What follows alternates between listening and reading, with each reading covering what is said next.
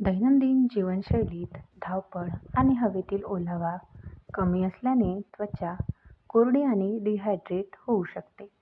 यामुळे कालांतराने बारीक रेषा आणि असमान रंग दिसू शकतो.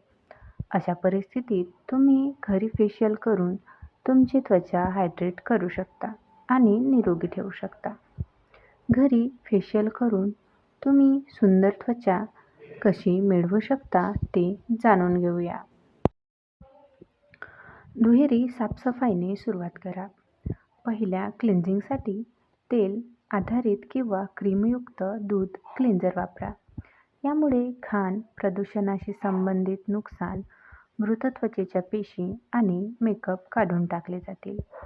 दुसऱ्या क्लिन्झिंगसाठी तेल पूर्णपणे काढून टाकण्यासाठी आणि त्वचा खोलवर स्वच्छ करण्यासाठी वॉटर आधारित जेल क्लिन्झर वापरा. घरगुती फेशियल सुरू करण्याचा हा सर्वोत्तम मार्ग आहे.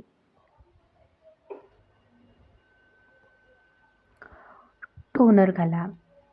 त्वचेचे हायड्रेशन आणि उत्पादन शोषण करण्यासाठी हे एक जलद पण आवश्यक पाऊल आहे. टोनर, मिस्ट आणि स्प्रे त्वचेचे pH संतुलन राखतात.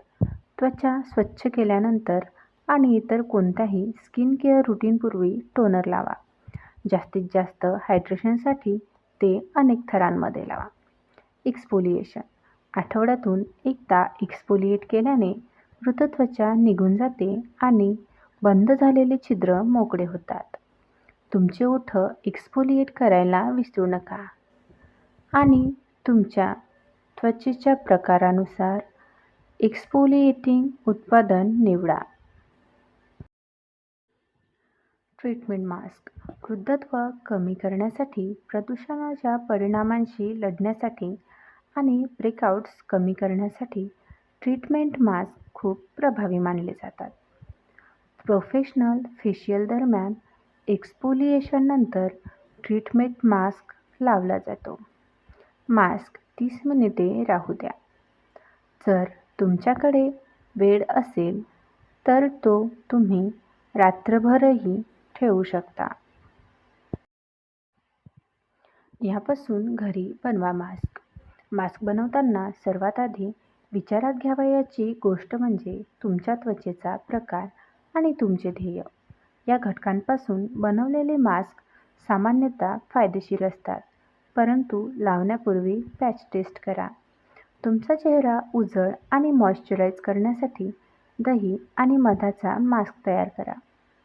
पोषणासाठी ॲव्होकाडो आणि मधाचा मास्क बनवा. संवेदनशील त्वचेसाठी ओट्स आणि मधापासून बनवलेला मास्क परिपूर्ण आहे. मुरुमांच्या समस्येवर कडुलिंब, तुळशी आणि मुलतानी मातीचा मास्क प्रभावी आहे. सिरम लावा. मास्क धुतल्यानंतर तुम्ही तुमची नियमित त्वचा काळजी दिनचर्या पुन्हा सुरू करू शकता.